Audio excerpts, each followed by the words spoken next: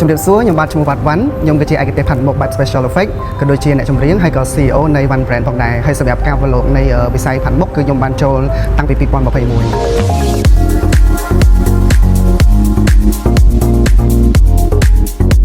សម្រាប់ខ្ញុំផ្ទាល់គឺខ្ញុំមានបទពិសោធន៍ផ្នែកផាត់មុខច្រើនទម្រង់ទាក់ទងជាមួយនឹងការ face painting គឺខ្ញុំចេះតែខ្លួនឯង self taught ហើយសម្រាប់ special effect គឺខ្ញុំបានរៀនពីអ្នកគ្រូ Apple Love ហើយសម្រាប់បទពិសោធន៍នឹងផងដែរគឺខ្ញុំពិតជាសប្បាយចិត្តដែលខ្ញុំបានឱកាសក្នុងការរៀនវគ្គ VIP ជាមួយគាត់ហើយខ្ញុំក៏បានប្រើជាមួយនឹងបទពិសោធន៍មួយនឹងចូលរួមជាមួយនឹងវិស័យ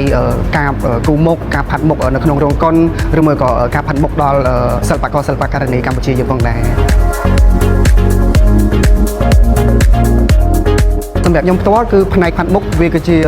អ្វីដែលខ្ញុំស្រឡាញ់ចូលចិត្តតាំងពីតូចមកហើយខ្ញុំតែងតែចូលប្រឡងកម្មវិធីផ្សេងសម្រាប់សមិទ្ធផលដែលខ្ញុំទទួលបានចុងក្រោយគេគឺ2023ហើយនិង2024សម្រាប់2023គឺខ្ញុំបានចូលប្រឡងកម្មវិធីមួយដែលរៀបចំដោយអង្គការសហប្រជាជាតិហើយខ្ញុំទទួលបានលេខ1សម្រាប់ការគូមុខហើយសម្រាប់2024ខ្ញុំបានចូលរួមកម្មវិធីមួយគឺ AFCA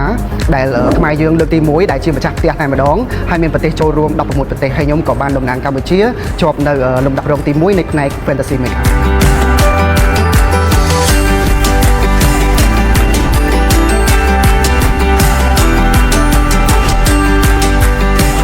សម្រាប់ខ្ញុំផ្ទាល់ខ្ញុំពិតជារំភើបខ្លាំងដោយសារវាជា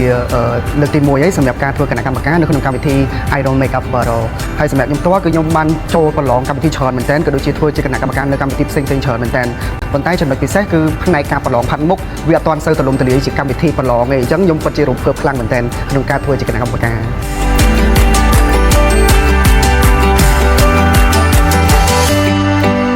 តែទាំងអស់គ្នាកំពុងតែតាមក្តីសម័យរបស់ខ្លួនឯងត្រូវទេហើយតើទាំងអស់គ្នាចូលចិត្តការផាត់មុខអត់បើសិនជាទាំងអស់គ្នាជាអាជីពឬមិនអាជីពក្តីក៏អាចចូលរួមជាមួយនឹងកម្មវិធីប្រឡង Idol Makeup Battle បានដែរតោះទៅចូលរួមទាំងអស់គ្នានៅក្នុងវគ្គ Judge Audition